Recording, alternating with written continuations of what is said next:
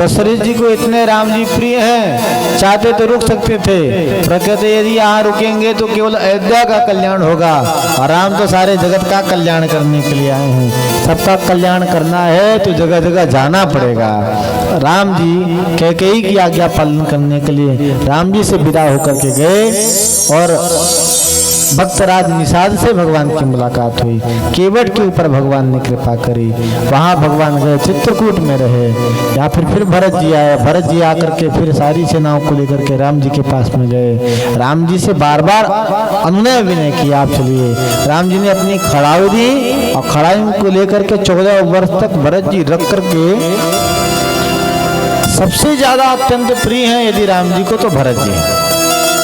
कितनी दास्ता है, कितनी अकिंचनता है। 14 वर्ष तक राम जी को खड़ाऊ को गद्दी पर रख करके गड्ढा खोद करके नीचे रहते हैं कि राम जी के बराबर, क्योंकि राम जी भूमि में शयन करते हैं, तो हम भूमि में कैसे शयन करेंगे, गड्ढा खोद करके नीचे शयन करते हैं। कितना त्याग भरत जी के जीवन में।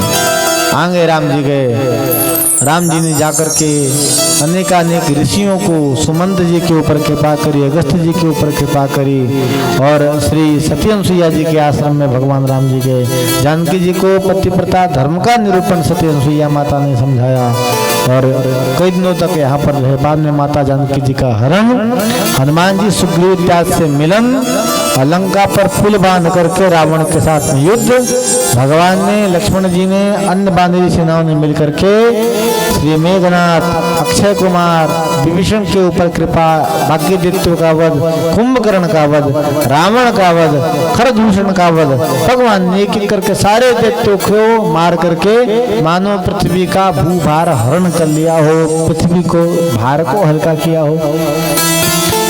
इतने दैत्यों को मारने से पृथ्वी का भार हल्का हो गया। बोले इसका मतलब ये है कि पृथ्वी अनेकानेक पहाड़ों के वजन को तो सह सकती है, पर पाप के भार को नहीं सहती। और जब दैत्य ज्यादा हो जाते हैं तो पाप ज्यादा होता है, और पाप के भार से पृथ्वी रसातल में नीचे दबने लगती है। तो मानो पृथ्वी के भूभार का हरण कर लिया। बोले भक्तवत्सल भगवान की जय।